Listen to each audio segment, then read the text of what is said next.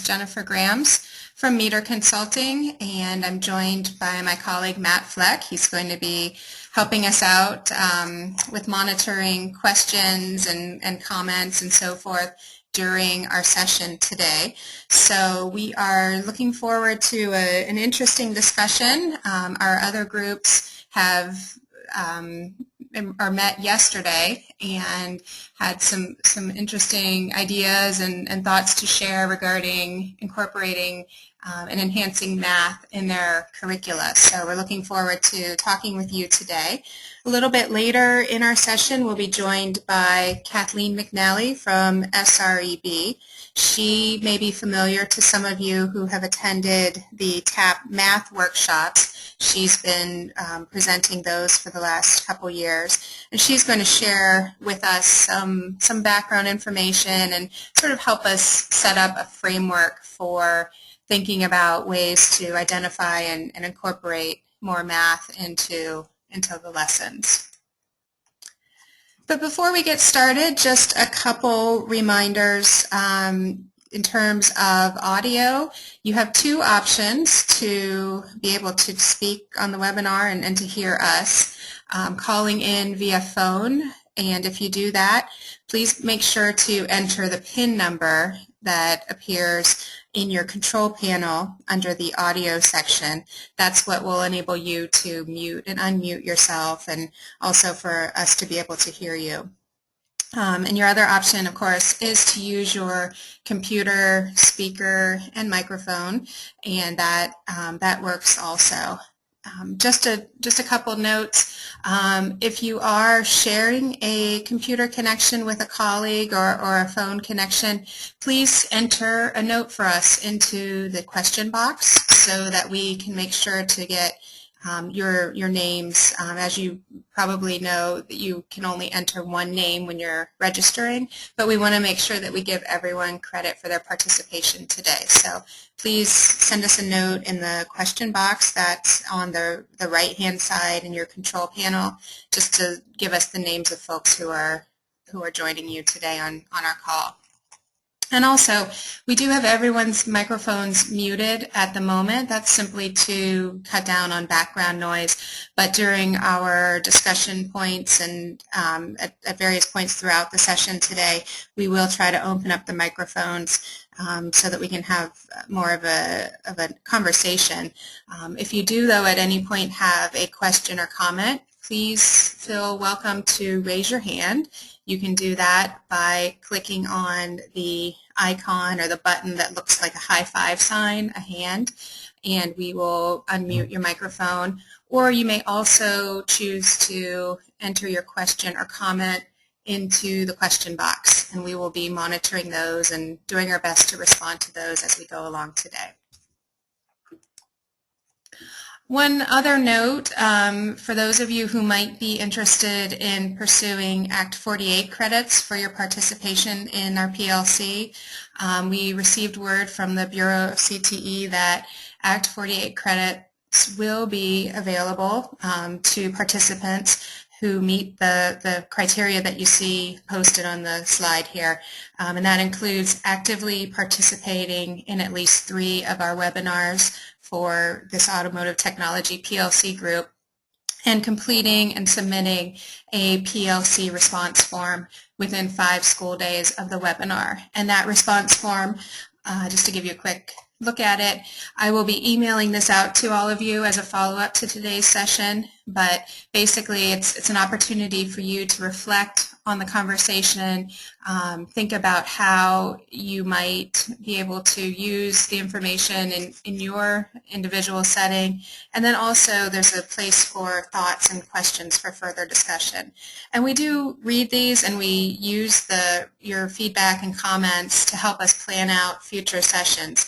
So it is useful information, and we ask that you, if you do complete them, that you follow the guidelines in terms of suggested amount of content, and you complete the entire form. So we'll keep track of those over the course of the year. You can email those back to us at Meter Consulting, and we'll also keep track of attendance and hours of participation. And at the end of the school year, if you would like to pursue Act 48 credit, we can send you a report verifying your eligible hours, and you can then submit that to your school for them to pass along to PDE. Jennifer, this is Matt. Sure, go ahead, please. I'm not sure if you're showing something on the screen or not, but right now we don't see anything on the screen. Oh, thank you. I apologize. I had neglected to share that, so thank you for interrupting me. Appreciate that. Let me just go back just to show you the audio screen. So there really wasn't anything visually to add to that, but I appreciate that. And now hopefully you can all see my screen with the details on the Act 48 credit and the webinar response form, which I was referring to. Great, thank you. Thank you. Okay, so any questions or thoughts, comments related to any of those sort of housekeeping items, excuse me, before we get started, now that you can all see my slides? Okay, great. So just to refresh our collective memory in terms of our learning goals, these were shared with you via the newsletters and also in some of our orientation materials. But in terms of CTE math, this idea of identifying and enhancing math that's naturally embedded in the curriculum, our goals related to this are to become familiar with the Common Core state standards for mathematics and to discover and explore ways to embed those into the curriculum.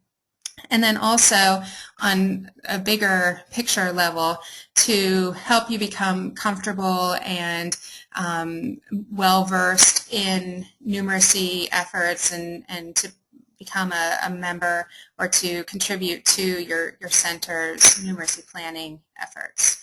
And this is what the focus of our 2 math sessions will be, beginning with today's session. So in terms of our agenda, we're going to start out with a discussion, get everyone warmed up and test out our audio today, talking about where is math embedded in the curriculum, where are you currently bringing in math concepts and math lessons. Then I'll take a few minutes just to show you some resources that we've identified and places to look for additional information and lessons and materials related to math.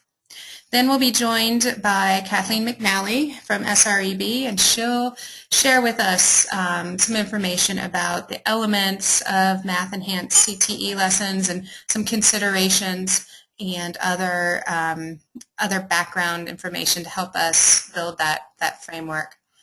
We'll look at a couple examples of math-enhanced lessons, and then we'll close out with talking about some next steps and where do we go from here. So to get us started, what I'd like to do, and we asked you all to come prepared with a couple examples of lessons where you're currently incorporating math, is to just go ahead and I'll go down the line and we'll sort of kill 2 birds with 1 stone. We'll do an audio check and then also ask you to share examples of this. And what you see here are just a couple examples that I put up here to get us started of skill-based lessons and math content that goes along with those. So what I'm going to do is just go down the line and unmute your microphones one by one so give you a chance to introduce yourself, and if you have an example to share with us, to ask you to share that. Looks like everyone's listed in alphabetical order by their first names, so we'll start out with Alan Fry. Good morning, Alan. Alan, would you like to introduce yourself if your microphone is working?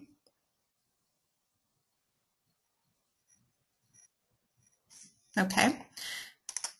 Sounds like that might not be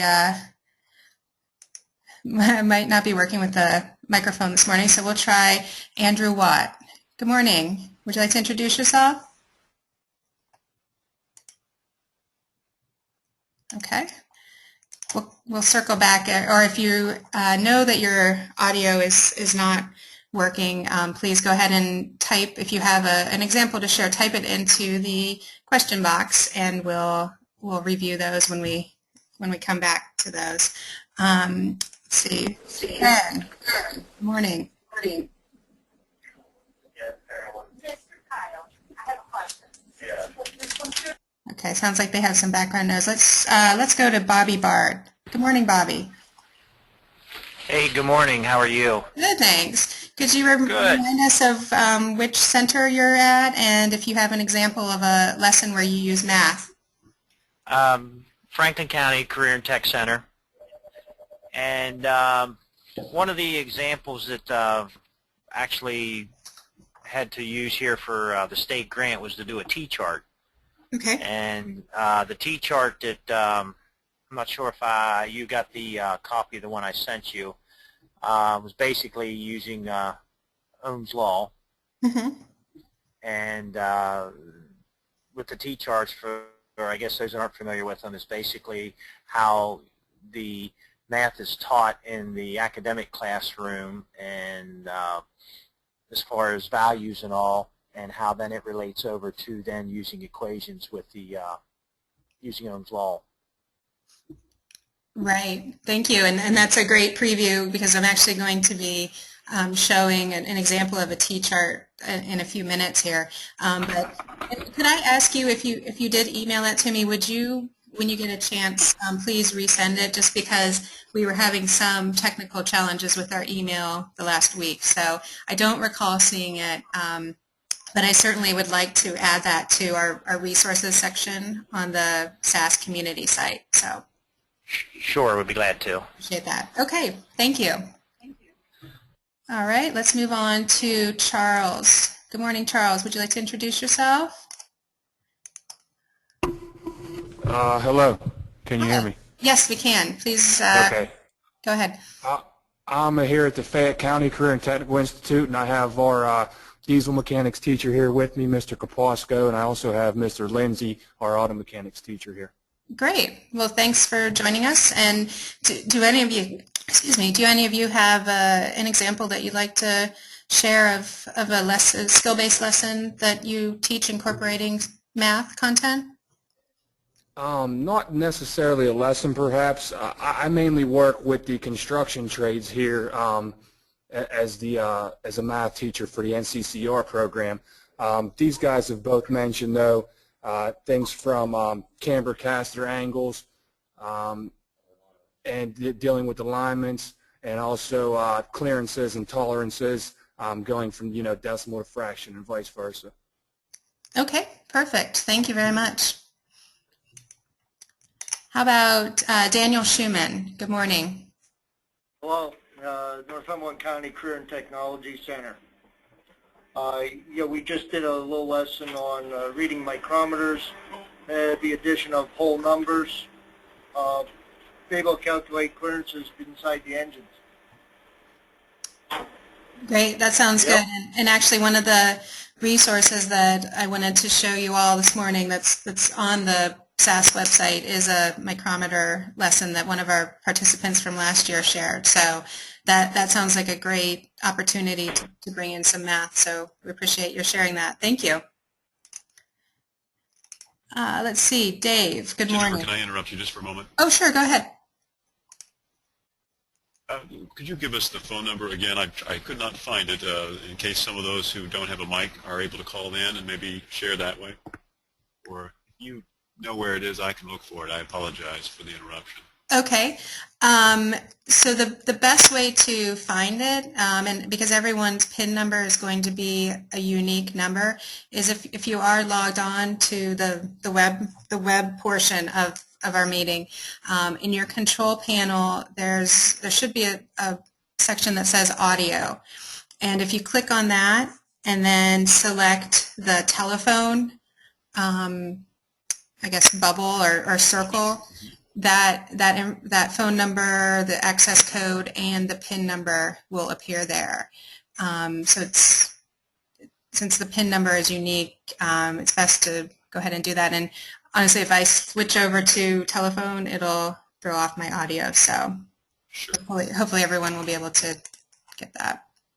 Great. So if you don't have a microphone, if you want to join us by telephone, just click on the telephone button there and you should have the number. Thanks, Jennifer. Sure. Thank you. And while we're pausing, it looks like Ben Wenzel has typed in that he makes use of the modern automotive technology textbook, in particular Chapter 6, Automotive Measurement and Math. Can we just ask a show of hands, click the raise your hand icon if you use the modern automotive technology textbook in your classroom? Curious to see how many folks are familiar with that. Okay, see quite a few. Just quite a few. Hands raised, right. So great. Well, we can try to make that information available to you, or at least let you know where you might be able to find a copy of that as a reference. Sounds like maybe some information there that's already prepared that's easy to grab. All right. Let's just continue down real quickly, give everyone a chance to speak up, introduce themselves. Jason Jones, let's see if your audio is working. Good morning. Good morning, Jason. We have you unmuted. I believe Jason left us a note. Oh, okay. I think Jason left us a note that he does not have a microphone, I believe. Okay. Thank you. How about Jeff Linko? Jeff, good morning. Okay. Oh, he looks like he raised his hand. Go ahead and type us an example into the chat box if you care to. Jeff Schmel, good morning. Hi, Jennifer. Good morning. Thanks for joining us. I'm from the Berks Career Technology Center West Campus, Automotive Technology. I have also had the pleasure to work with Kathleen at a few of her workshops. The two recent math items that we worked with was the cubic inch displacement T-chart from the SAS website. Okay. That's excellent. I would highly suggest that people give that a try.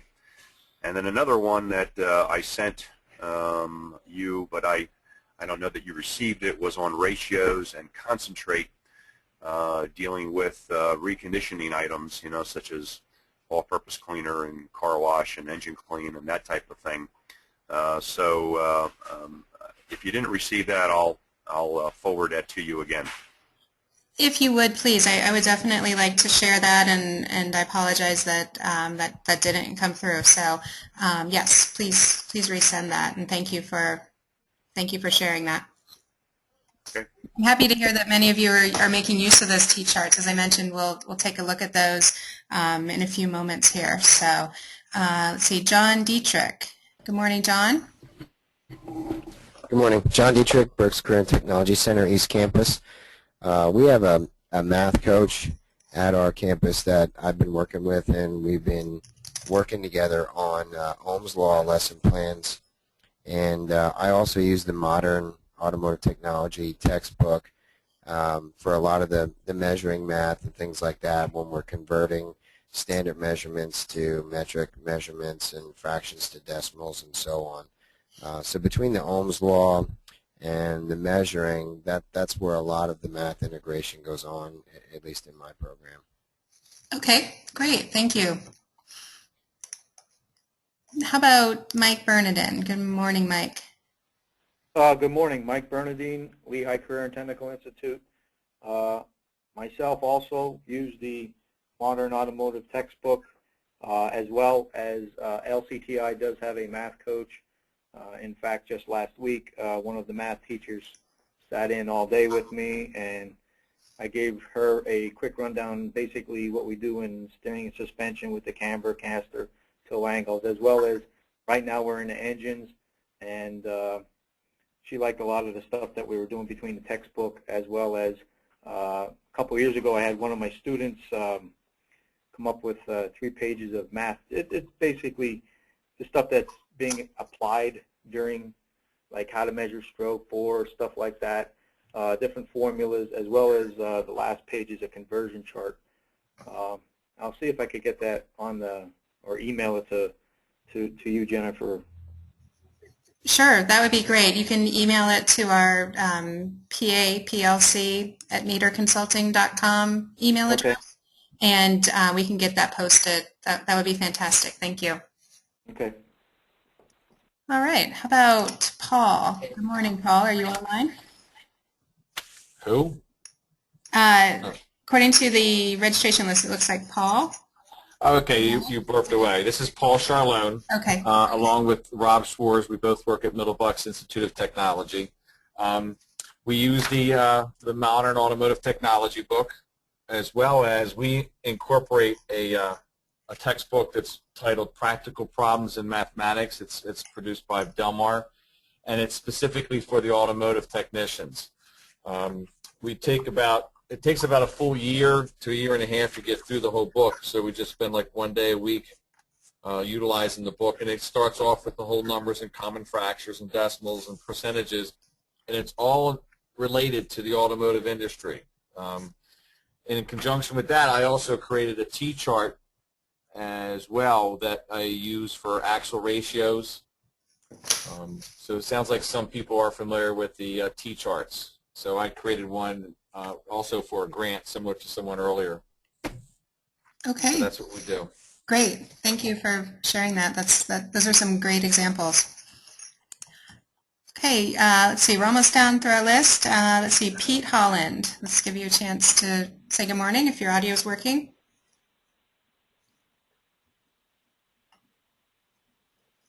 Looks like Pete maybe entered a note into the question box, so we'll take a look at that. Richard Ross, good morning.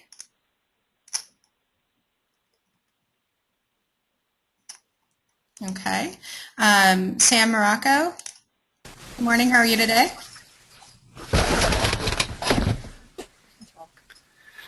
Good morning. How's everybody? Hi. Good, thanks, Sam. Do you refresh our memory on where you're from? And if you have, I know you have plenty of examples, so maybe give us a couple of math opportunities or intersections. Okay, well, I'm the automotive instructor at Reading-Muhlenberg Career and Technology Center in Reading, PA. Wow, there's so much embedded math. I'm looking at the screen now. I was sick for a couple weeks, so I'm a little bit out of loop. I wish I had sent some stuff in, but the ratios, looking at the writing a shop order, electricity, God, even tire sizes. There is a lot that we can turn to. So much embedded math already. Ratios, looking at that. Even I had used a engine display board at the PLC kickoff in Penn State 2 years ago or last year was. Great. That there's so much embedded in there too. Great, thank you. And is Lisa with you now as well? Correct. Yes, that's right. I do have the availability, the lucky availability to have a math coach to help me with the students. They bring math even in from homeschool. That we try to do stuff even daily. We have a math mania during the week that we do with the kids, and math has become something they're comfortable with bringing to our school now to get help with. That works out really nice. It brings stuff out even during the week on a daily basis here in the classroom. Great. So it just becomes part of the regular routine, which is nice. Okay. Yeah, it really has here. Great. Thank you. And we'll come back to Lisa in a few moments and ask her to give us a little bit of an update on the T-chart. So stay tuned for that, please. We have a couple more participants to greet this morning. Let's see. Looks like Timothy Wilson was calling in via phone. Are you online with us? He might be dialing right now. How about Todd Kessler? Good morning, Todd. Hi, I'm Todd Kessler from York County School of Technology, and I am one of the automotive teachers to use the Modern Technology book and Chapter 6, the measurement, we used a lot of that. Definitely yesterday, I actually used mean and mode for now, like technician hours and who you would get rid of, you know, looking at that, bunch of different stuff. Okay, great. Thank you for those examples. It's nice to hear a wide range of ways of looking at math. We're just going to go back to Timothy Wilson and give him one more chance with the audio. Good morning. Okay, it looks like we haven't quite gotten his set up yet. And then also just jump back to Ben, give you a chance. Ben, you're unmuted. Hi, Jennifer. Can you hear me? It's Benjamin Wenzel from Monroe Career and Technical Institute. Good morning. We hear you loud and clear. Oh, good. We had some IT issues with the microphone. I'm glad that I'm up and running here. Yes. I just wanted to say about the textbook that we're using, the Modern Automotive Technology. There's a lot of great resources in here.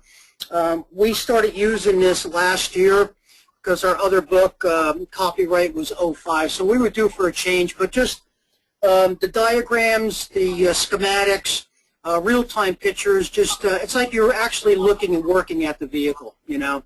And you know, the math in that one chapter, a lot of helpful stuff, especially on the level 1 students coming in. They have a lot of concerns with fractions and conversions. And we're talking about length and width and area, volume, torque, road speed, pressures and temperatures. I mean, it's just a lot of good stuff that we can break it down in little chunks. That's all I wanted to add in there. So if anybody's not using the book, they might want to take a look at this book when they're ready to upgrade. Thank you. Great. Appreciate that. Thank you. Let's see. It looks like we had one other. Let's see. Pete Holland. I think we'll do another microphone check. Good morning, Pete. Unfortunately, it looks like we haven't quite gotten his microphone sorted out. So, okay. Well, thanks. We were able to hear from most everyone, and it's great to hear your voices and also the excellent examples that you're sharing of incorporating math. And as you all have indicated, there's a lot of opportunities from the technical side of things and also from a business math side of things, writing a shop order, talking about rents on a building, and just a whole variety of ways to look at math. As many of you mentioned, the T-charts are a resource that's available. Sounds like some of you have worked on those and developing those. The idea of the T-charts is, as you described, to bridge that gap between CTE math that takes place in the technical arena and then what we would call academic math that students are maybe learning in their homeschool math classes. And so the goal of the chart is to bring those together, and it becomes then a resource both for the technical instructors as well as for the academic math instructors. I'm going to go over to our folks at Reading Muhlenberg and see if we have Lisa Hughes on the line, who is their math coach there and has done quite a bit of work with developing and refining the T-charts. Lisa, are you online with us this morning? I am. Okay, great. Good morning. Thank you for joining us. Not a problem. If you would please, I'm going to show, and I apologize this is blurry, but this is an example of one of the automotive technology T-charts. This one happens to be determining cylinder compression ratio, and I do have all 4 pages on here. So if you could kind of give us an overview of what's included in these and any updates as to what might be coming next or where folks might find these. Okay. I know as all of you talked this morning, I heard a lot of you did turn these in. So first off, I want to say my job with these is I am going through them one by one. I started last summer. I got about 30 of them done, and I'm just double checking that all the math is right, that all the wording's right. and I'm taking them and I'm converting them from PSSA eligible content to Common Core eligible content. And I do want to thank, like I said, I heard some of you turned them in. They are a lot of work, so whoever has turned them in and has needed to turn them in for grants, thank you very much. Most of them are very good, and they're very useful if you can look at them and grab some vocabulary and things like that. They all are set up into 4 pages. We try to keep them very uniform, so once you see one, you've seen the whole format for all of them. Page 1 has basically on the left side has a program area problem based on what this one is proportional relationships. So you can see that it's the compression ratio, which I know all of you use. I've seen it. Sam here does a lot of his own math. He's really good at that. So I'm not in his program as much as I'm in some of them. But the other side is the more academic side. It shows what it looks like on and what now is a Keystone exam. Your students are starting to take the Algebra 1 Keystone exam. So what this will look like is more of a Keystone exam problem and a proportional relationship problem. So if you want to go on to page 2, then page 2, what it has is it has a math teacher script. It also has mistakes made by students, which if all of us work together, we all know that they're making very similar mistakes. And the last part of it is the program area or automotive or diesel or whichever program area. It's their discussion about why it's important to learn this concept. So that's basically page 2. And like I said, they're all the same. Page 3, and these are what I like because it gives you the first 3 problems are all content-related problems. So they're all problems you can take right from here and use in your classroom. The next one are more generic problems, but if you notice on this one, there's an oil change problem. So some of the even generic problems can be used in your program area. And the last one are this PSSA or Common Core look, which is what these problems look like on these exams. And one thing I want to make a note of is, and I don't know, some of you that don't have math coaches, I think Sue at BCTC is great with this as well. It's very important to note that the Common Core is going towards example, real-world problem that they're going to look at. So I think personally, if it's my opinion, CTCs have got the upper ground on this, on these math, what they're looking at. They're looking for examples. They're not looking for just rote problems like they used to do in math. They're looking for these problems that are on page 3 of these T-charts. So honestly, if you have any sending districts that you can help with math, this may be a way to bridge the gap to get problems like this. Send them to your sending districts because they're going to need to incorporate some of these examples into their daily teaching. And realize that some of these are not necessarily high school related problems. They are more, ratio and proportions is more of a middle school Common Core, but if Kathleen's on, we have talked about that, and that is okay because that is what is built into your program, and that's the math we want to teach. We want to teach the math that's in your programs. So one more slide, page 4, is all the answers. Okay, and one thing I will tell you is these that we've got, I haven't gotten to check yet. I'm working through them very slowly because I do have obligations at my school as well.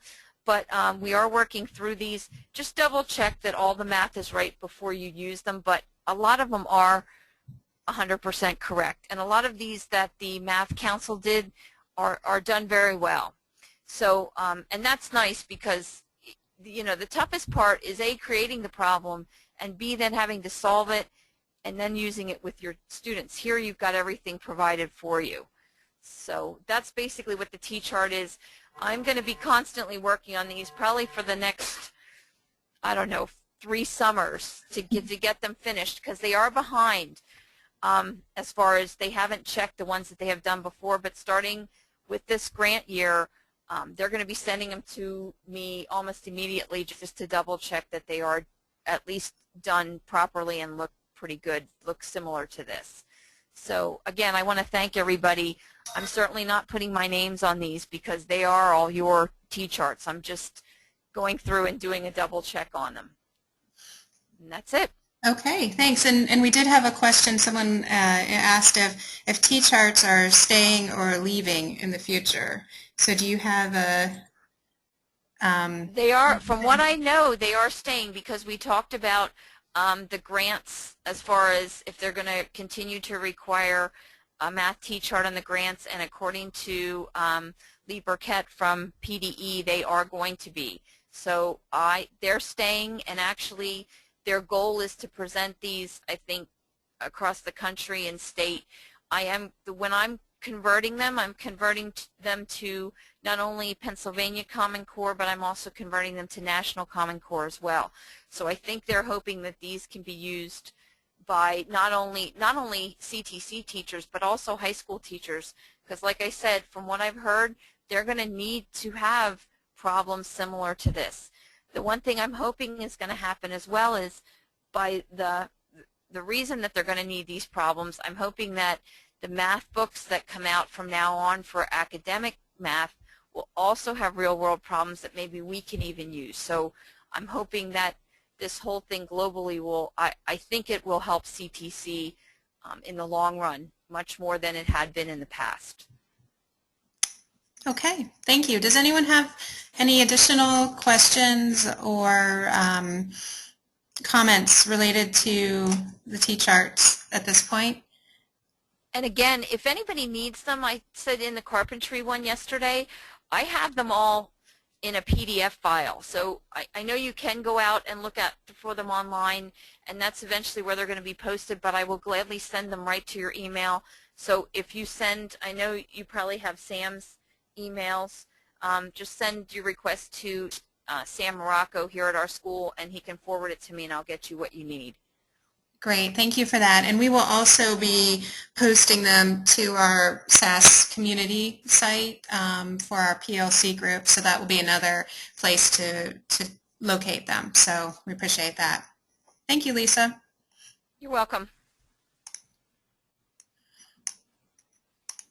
Okay, I'm just continuing on. So I wanted to show you then just an example of an activity that I did using the T-charts as I was preparing for our webinar session today, was to take some of the information that's included on the T-charts and put together a simple matrix linking the vocabulary. And I know this is something that a lot of you do already in your programs, but I wanted to mention that the T-charts can be an additional resource or a help for you to continue with this effort, is talking about with your students the vocabulary that you use in your classrooms and what that might be called in their math class, because we hear from many of your colleagues, both within this group as well as our other PLC groups, that a lot of times students don't realize the connection that they're doing a math problem at their home school.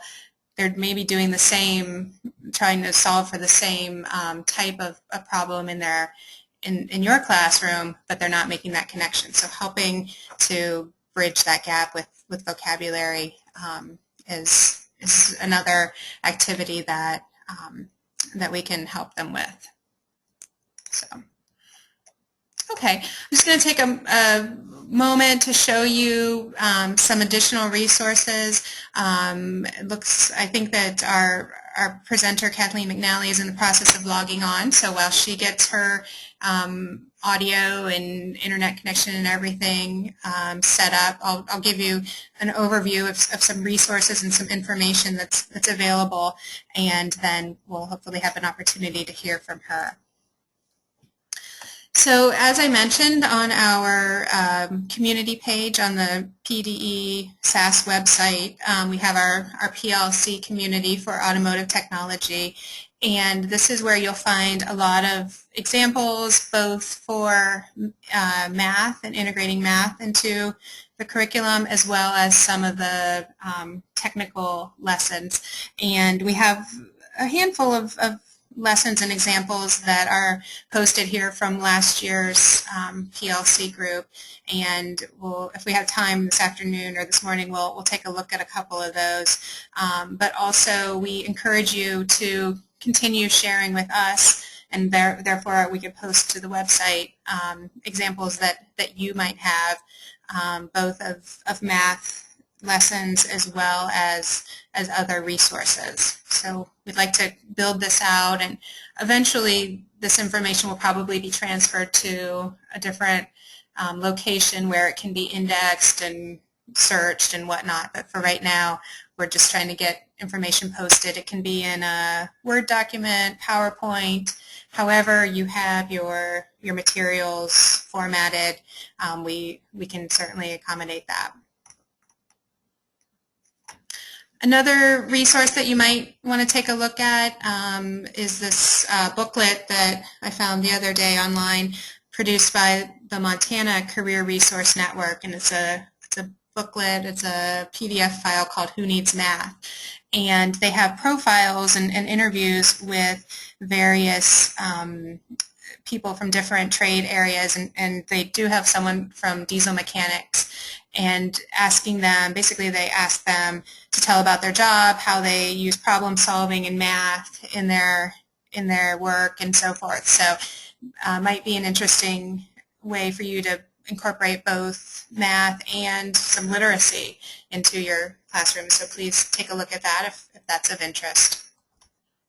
And then also just a few websites. We will post this whole slide deck to the SAS website, so don't feel that you need to write these down, but these are just some additional links, and I know that many of you also have websites that you access, so please share those with us so that we can continue to add to our resource list and the information that we're sharing with each other. Okay, let's check in with Kathleen to see if she is fully connected with us. Kathleen, are you online, and could you do an audio check? Why keep it the same program? But these are the three focus that they have. Remember that copy there. Looks like we have her unmuted there, Jennifer. Okay, I think that's Kathleen, our math coach, who's online. Let's see if Kathleen McNally is. I see her signed on, but I don't see that her audio is active yet. So let's see.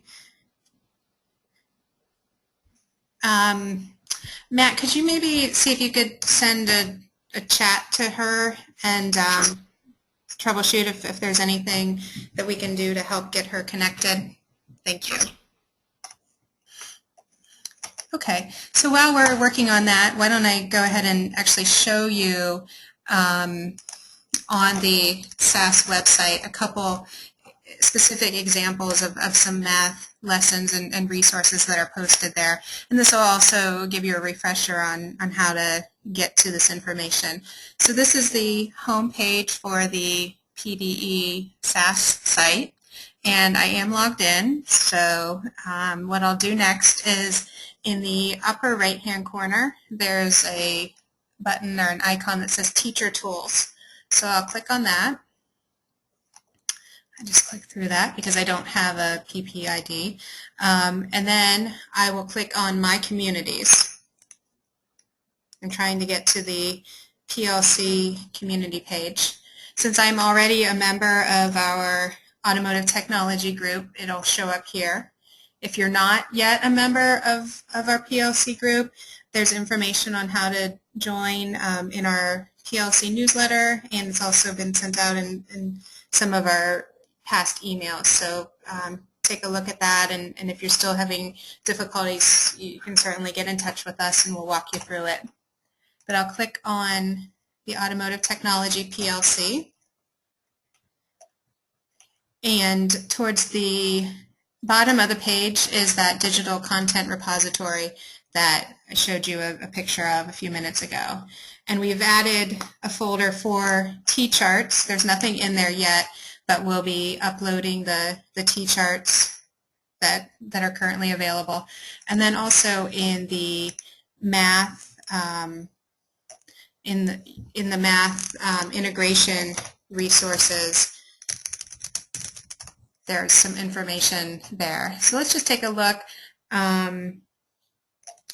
at, for example, the micrometers, which was one of the examples that was shared today. Now, some of you are already using micrometers as an opportunity to include math, and you may have your own lesson plan already created. That's great, and if you do, we would encourage you to share that with us. You're certainly welcome to look at this one and see if there's something here that may also be useful.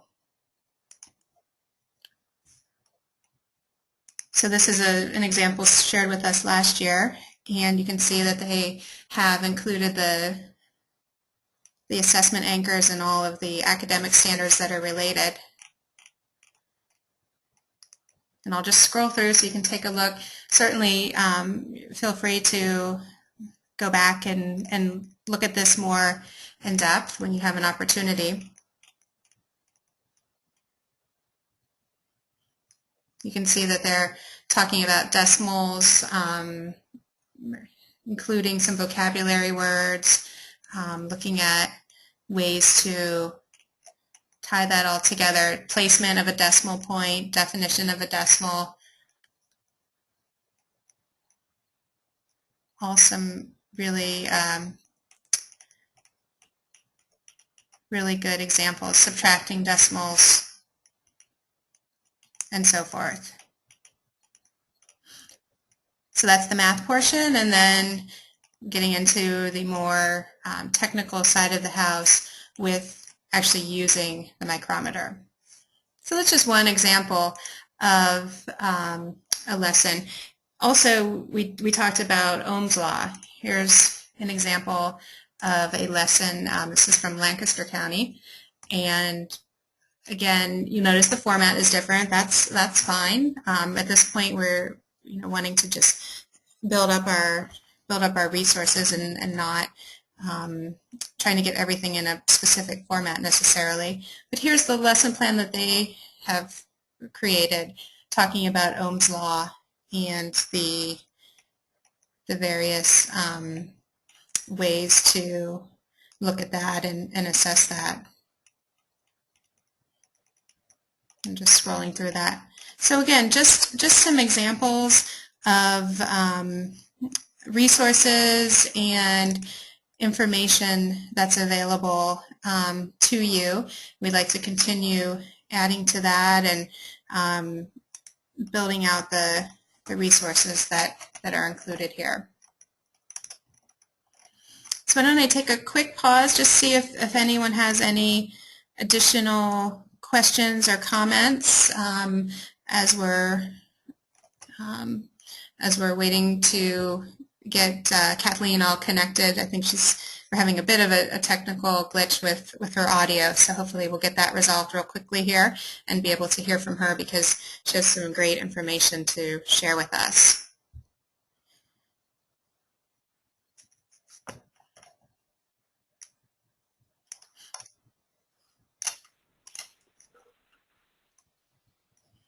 Jennifer, if I could ask, for those of you who are teachers and have integrated some of the math, what has been the hardest part? Has it been understanding the math concept, or has it been translating it for the students? I'd just be curious to know. I think it's helpful to those who are just starting in this process. You can either use the question box and answer it that way, or raise your hand on the box on the right-hand side. It would be helpful to know. I don't know, Todd, you have your hand raised. Could you speak on that? Yes. One thing that I found that every time I've talked to a math teacher about some of the math that we've done, it just seems like our concepts are not up to what they're at. I always looked at automotive, and I know we can get into pretty complex things, but it's real life. It's simple math. It's addition, it's subtraction, multiplication, stuff like that. And it seems like sometimes the math concepts that the math teacher is going through are just above and beyond. But looking at some of the T-charts that I've been looking through here that you guys have posted on the SAS website, that's kind of helped me get closer, I guess you could say.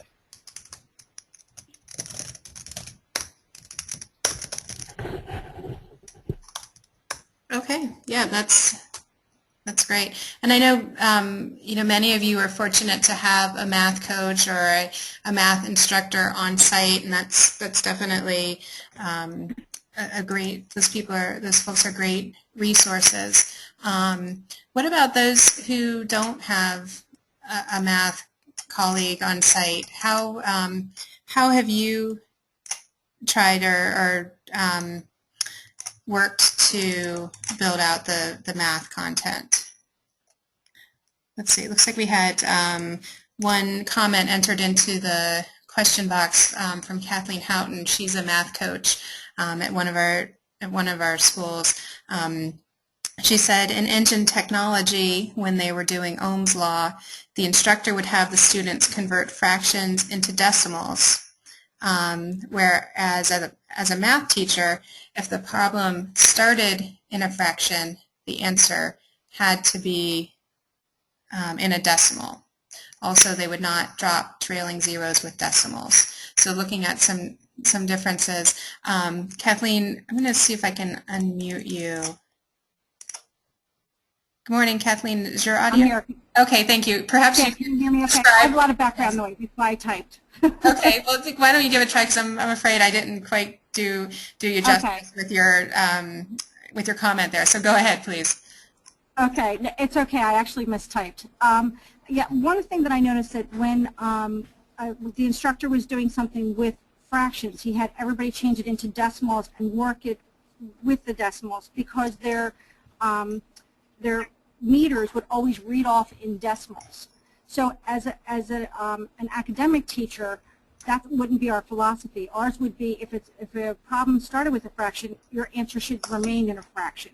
So that was one thing I noticed that was different between a hands-on math activity compared to what we do in our math classes. Another thing that I noticed is when they did something in decimals, they kept the trailing zeros. So if you had something that was like 0.010, they would read it as 10 thousandths, where we would drop it off and just call it, 1/100ths. But again, that has to do with some of their tool measurements and some of the specs that they read off the, when they're getting something off the internet, when they're doing some measurement type things. Does that make sense? Sure. No, a great example. And again, talking about those connections and possible gaps that can exist between what they're doing in their sort of two spheres that they operate in. So thank you for sharing that. Looks like we might have another hand raised. Let's see, who wanted to share? Bobby. Go ahead, please. You're unmuted. Did you have a comment that you wanted to share? Yeah, I agree. Yeah, can you hear me okay? We can. Go ahead, please. Okay. I agree with that comment, basically because as automotive instructors, we've been teaching math for years. It's just in the automotive way. And I think that's been one of the biggest hurdles that we've been facing, is that translation of the math that we've been teaching for years. Now we're being required to translate into the way the math format is, in the academic classroom. And I think that's probably one of the biggest hurdles that we face is, translating everything over that way. Because as she said, there are differences in how in the automotive trade we do a lot of math versus how it's done in the classroom like that. And a lot of the things that I noticed that I deal with, a lot of the math that we do have in the automotive trade is probably a lot of the math that a lot of our students haven't seen since grade school. And, just simple things like, reading a tape measure.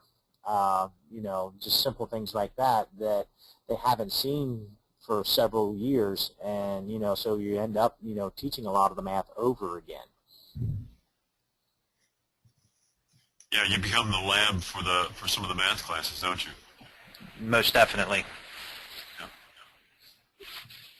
Have there been things that have been effective in working with your math teachers, for those of you who have, or with your math coaches? Because sometimes they speak a little different language.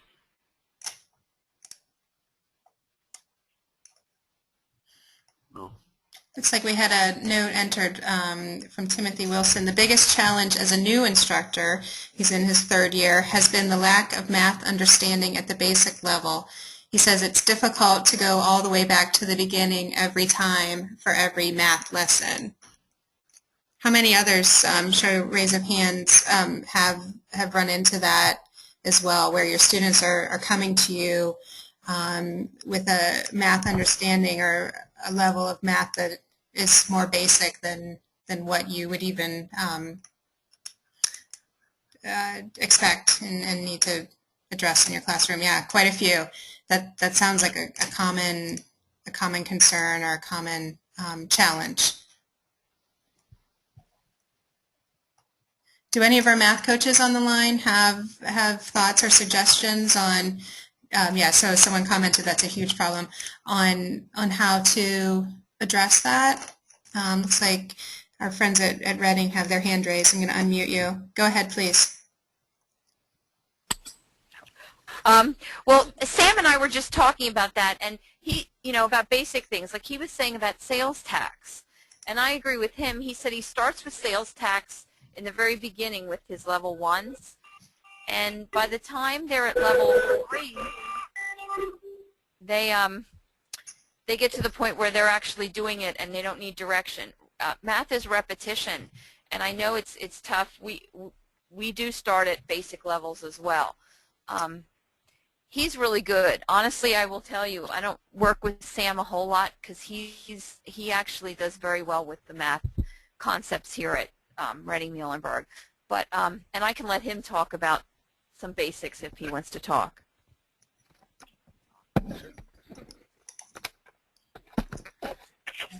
Yeah, it's exactly what Lisa said. We were just sitting here talking about sales tax, and I was going over the fact, when you start out, I had even the last 20 minutes of yesterday, just a student wanted to look up a part that he needed, and he asked me how much he'd have to bring in, and I said, well, we got to do the sales tax, and you do it in like the multiple steps when they're in 10th grade, and you could tell they really truly need that deep reinforcement. There is some basics, like you were saying, that other instructor gets frustrated always having to go back. Like I had to go back and them understanding percentages and taking the 6%, making it into a decimal. But I've seen that for years now, and what I do build up to, and my seniors are actually pretty good at it, instead of taking the price and going through all those steps, why not multiply it by 106%? And that would be deep level for definitely a 10th grader, but that's kind of like my goal when I go into something. I know that there's an easier way to do it, a deeper way to understand it, and that I can start out here in 10th grade, and hopefully my goal by the time they're seniors be at a more proficient level. That was just the example her and I were chatting about. Sure. And Sam, as a follow-up to that, we had a question. Do you allow your students to use calculators when doing the math lessons, for example, sales tax? Sometimes, yeah. For the most part, yes, I do. When we do billing and stuff like that, I do let them. But at times I'll be the one if I really feel like they need to see it written out, and we're in a lesson, I'll end up doing that kind of with them. I'll be the one writing it, and then I'll say, okay, let's write this one out where we'll do I'll show them the written, because I can tell that they have trouble working through that. Like, okay, we got to put this here, multiply this by like if you're doing large numbers and you got to multiply them together. Sometimes I do, sometimes I don't, but I do allow the calculators, and I guess I latched onto that because they were always allowed to use calculators in the PSSAs. Do I truly believe that it's like when it's small stuff? I always try to push them to know their multiplications and additions and divisions. Like if I have to do something in front of them without a calculator, I do want them to work it out with me at the board. Sure. Okay. Go ahead. There are places for that. I mean, you know, I try to start out with fractions and things that I think they're going to have to do on the fly, kind of, without calculators, because you are going to have to think on the fly. And your automotive, I was in nursing.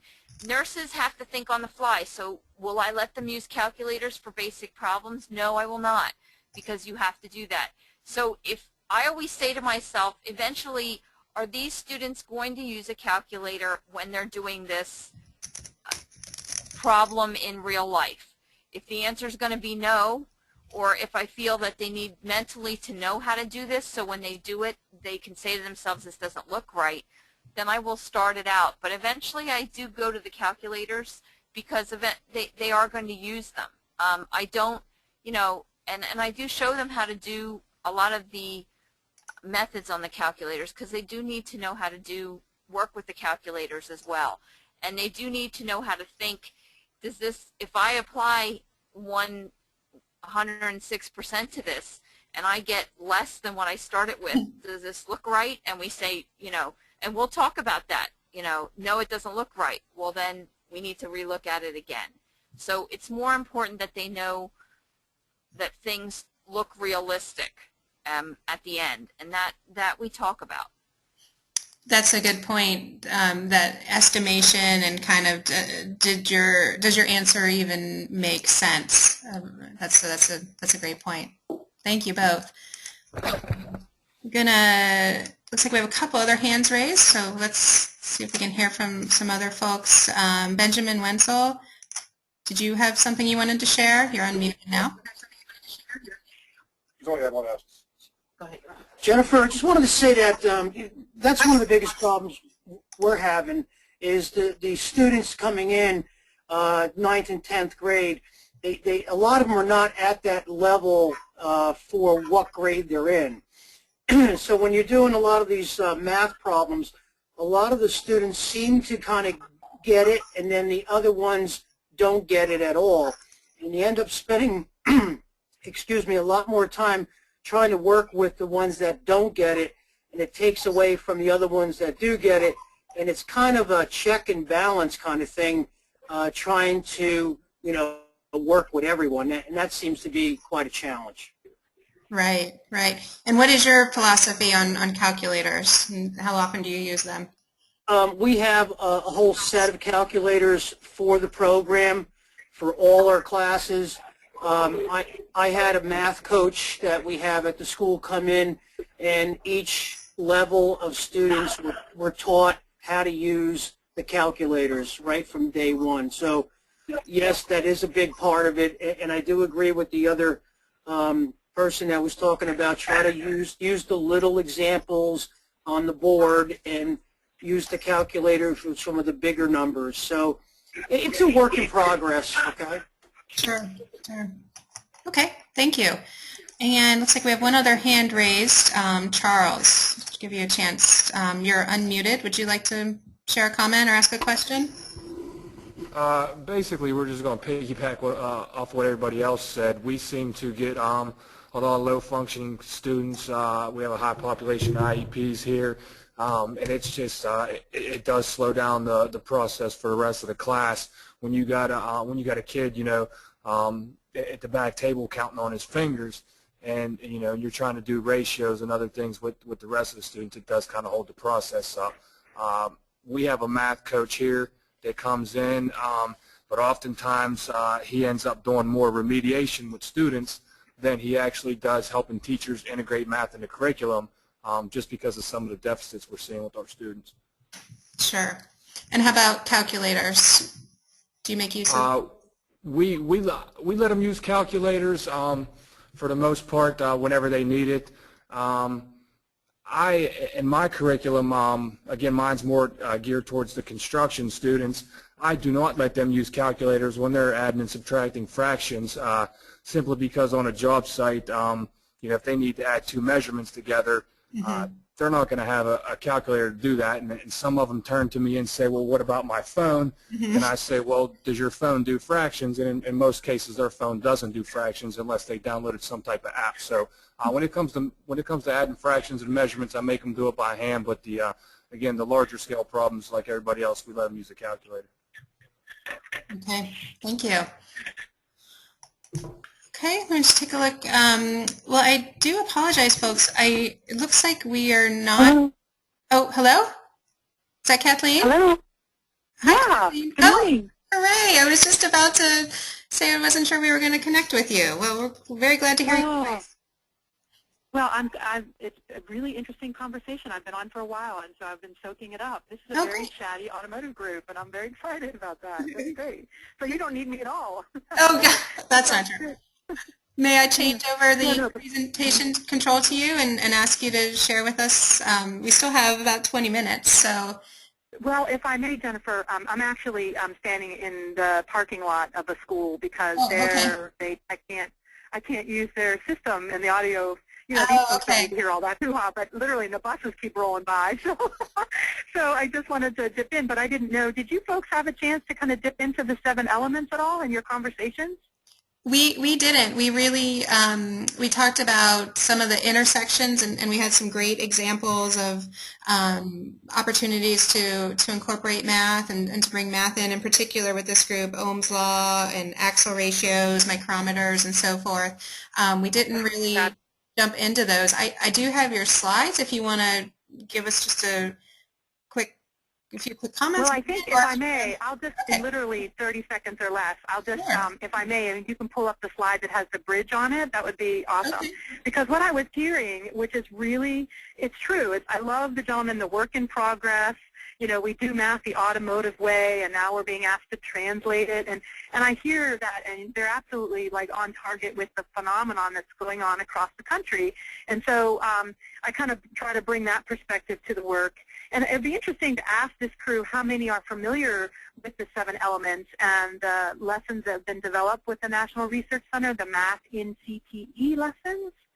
Could we have a quick show of hands, Jennifer? Are we allowed to do that? Sure, absolutely. And I'm showing your Bridging the Gap slide.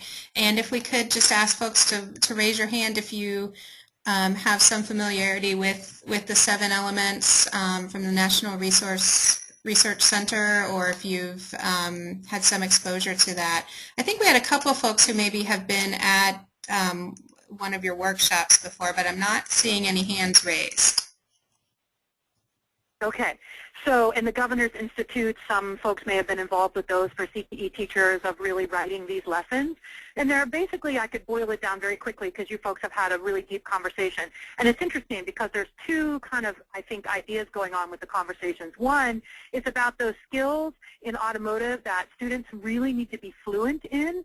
This idea of, converting this and making sure, we don't use calculators when we add fractions. From a construction standpoint, absolutely. And those are the skills that we want students to be fluent in. And of course, we've got students at all levels, at a variety of levels. And so, it becomes the teacher's decision about who gets tools and who gets help and who doesn't and that kind of thing. But Lisa Hughes made a comment of you have to practice, and she's right. When it comes to procedural fluency, that's one of the goals of the Common Core, is that we want students to be fluent in the mathematics skills and calculations, if you call them, those types of skills and procedures that are very, very common in the automotive world. And so that takes practice. And so however we can build in practice, whether it be problems of the day or things on the side or competitive ways to do that, like some of the construction folks use the ruler game, a free site where they get on and students, do linear measurements, that kind of thing. But on the other hand, what we're experiencing is that we find these students coming to the CTE world as 10th graders, 11th graders, even 12th graders, and they have really big gaps in understanding. Like somebody said, well, they haven't had this since grade school. Yeah, some of them, are really need polish and measurement and that kind of thing. And what happens, though, is that the way that mathematics has been taught across the board, in general, in the United States, causes students to not get the concepts. They practice a routine. For example, they'll calculate tax, and they'll say, I have to move the decimal over, and I have to, you know, that kind of thing. And they get the routine or the procedure down or the algorithm down, but they don't, and they forget that. I mean, that's the kind of thing, like, if you don't practice that all the time, you lose it. And I see students that are involved in these problems, and they're grabbing at things. They're like, do I multiply? Do I divide? I don't know what to do. And so because they haven't assimilated what is the concept of a percentage. Like, what does that mean? What is it, you know, what does 5% mean of something? And so if they don't get that down, they tend to be on shaky ground the whole way. So anyway, I was hearing some comments about that too. And so there's basically two efforts out there. One is to really build that procedural fluency with practice, but another one is to tap the automotive teachers to really build these important, these kind of rich problems that we can use to help students get at the concept, because they tend to get the concept better in context.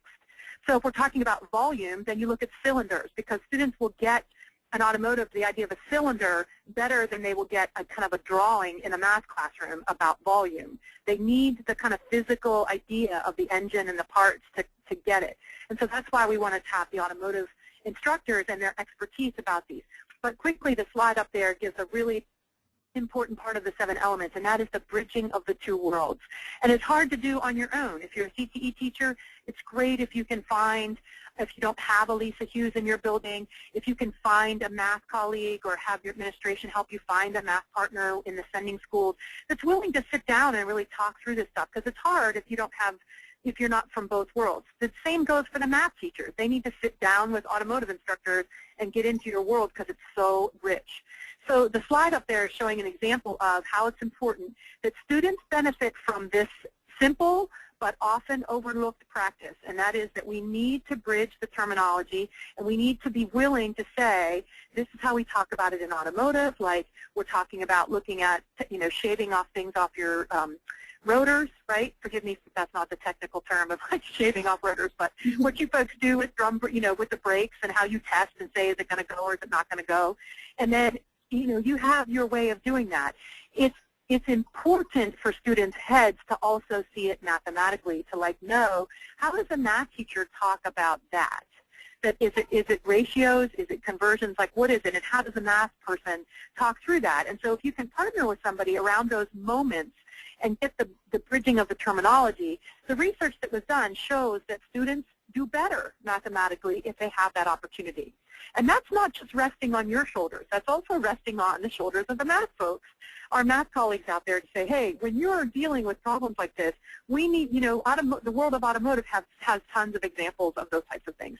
So I just appreciate being able to hear that there's a struggle, you know, that there's the challenge of skills and those, like, what you call basic skills that they have to be fluent in, but we also want to encourage the idea of setting up really good contextual, challenging problems through the automotive world and having students kind of visit their skills through those problems, because they do better at it. So the 7 elements look at bridging the terminology, and they look at showing both worlds, both the technical idea and the math idea. And I welcome anybody's reaction to that. There are some automotive lessons that have been written through the math and CTE world, and we have a link, or we'll have a link on the PLC resource website for that, so you'll be able to pull those down. There's some interesting ones. I mean, I'd be curious from this group's, you know, reaction to say, hey, yeah, I do that, or that's not something I cover. Maybe we can touch on that next time we're together. So thank you for letting me zip in there, and I welcome any comments or suggestions. Great. Thank you, Kathleen, and especially calling remotely from the field, so to speak. We appreciate your connecting with us. Does anyone have a comment or a question? Please raise your hand or enter it into the chat box, and or the question box, and we will relay that. Looks like Daniel has a question. Daniel, I'm going to unmute you. Did you have something you'd like to share? Go ahead, please. I have a comment. It revolves around what Kathleen's just saying. When I'm teaching any of the math stuff, if I can take what they know from their high school and show them how to use it, I get much better response from the students as far as applying themselves and learning it, because at the high school they teach them the math because it's math, not math and how to use it. when you show them where it can be used and how to use it, you get much better response from students paying attention and actually making an effort to learn the particular piece and question at the time.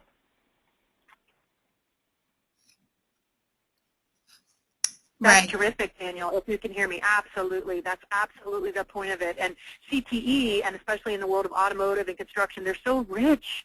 They're so rich because your problems are really, you know, they can have some interesting complexity, and students care about them. Like, they're curious. Like, I don't know, why would that, how do I get more power out of my engine, or whatever the, you know, how do I go faster? I'd like to know how to not get speeding tickets, but that's probably another math problem. So, but absolutely, Daniel, and I appreciate you, I appreciate your comment. Thank you. Anyone else comment or question? Okay.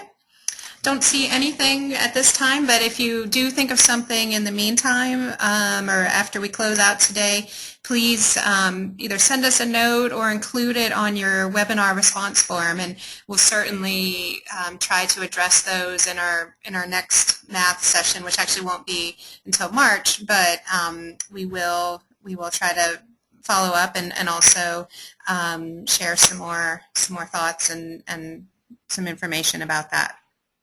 So, okay, well, with that, why don't I just take a few minutes. Kathleen, thank you again for joining us, and we'll look forward to hearing more from you, and the resources that you have to share. We'll certainly make those available, as you said, on the PLC resource page. So we appreciate your time and your help with that. Thank you so much. Thanks for including me, and sorry to talk from the parking lot. That's okay. I didn't hear any buses, so that's you did well. It's a quiet school in South Carolina. Great. So I'm just going to take a few minutes then, folks, and wrap up with some, bear with me as I just flip through these additional slides, some next steps and preparation for upcoming meetings. So our next meeting for this group will be on January 22nd from 1:30 to 3, and Matt will be leading that session. We're going to sort of switch gears back to model lessons and looking at content and the technical side of things. So look forward to information from us about that. We'll be sending out our monthly newsletter probably right after the beginning of the year with some details about that and the login registration information. Also, just a quick note to point of clarification. Unfortunately, the way our system works, each of our webinars has its own registration website link that you need to click on. So for each of the webinars, we'll provide that to you. All of those are listed on our PLC SAS page. So if you want to go ahead and register now for the rest of the series, please feel free to do that. You're welcome to do that. Or we also send those out in our reminder emails and in the newsletter and so forth. And then in terms of preparation and next steps, if you haven't yet created an account and joined the PLC community group, please do that. And while you're there, take a look around, because there's a lot of information on our community page, but also within the SAS world. So, you know, certainly feel free to look around, and if you find something out there that you think would be of interest, we encourage you to share that back with our group on one of our upcoming meetings. And then just a reminder, if you plan to pursue Act 48 credits, please complete and email your webinar response form back to us by the 12th, which I believe is next Wednesday. And as always, if you have comments or questions, we welcome those, and we encourage you to contact us either via email or phone. With that, why don't I just see if anyone has any final thoughts or questions. Matt or Kathleen, also feel free to jump in if there's any. There was one comment asking about, for Paul, if he would mention again the book that he was talking about that had something to do with practical problems. I don't know if Paul's still with us, okay. But if Paul can share that either now or later on in the meeting or in the question box, that would be real helpful. Okay. Why don't we That's just... the other comment we had. Okay, thanks. Paul, are you still online with us? I've unmuted your microphone. Yes, I am. The name of the book is Practical Problems in Mathematics for Automotive Technicians. It's Delmar is the publisher. It's the 7th edition. Todd Sformo, it's S-F-O-R-M-O is his name. If you'd like, I could type in the ISBN number. If you would, yeah, actually, if you could send that to us to our PLC email that you see on the slide right now, that would be helpful, and then we'll post that to the resources on the PLC page. Appreciate that. Thank you. Okay, great. Do we have any other questions? Doesn't look like it. So we would like to thank you all for your participation today. Great, rich conversation that we've had, and hopefully there's some ideas or takeaways that may be helpful for you as you look forward to your upcoming classes and ideas and resources for incorporating more math into your lessons. So we will look forward to meeting with you again in the new year. And if you have any questions or comments in the meantime, please feel free to contact us. We appreciate your attention today, and thank you very much. Have a good rest of the day.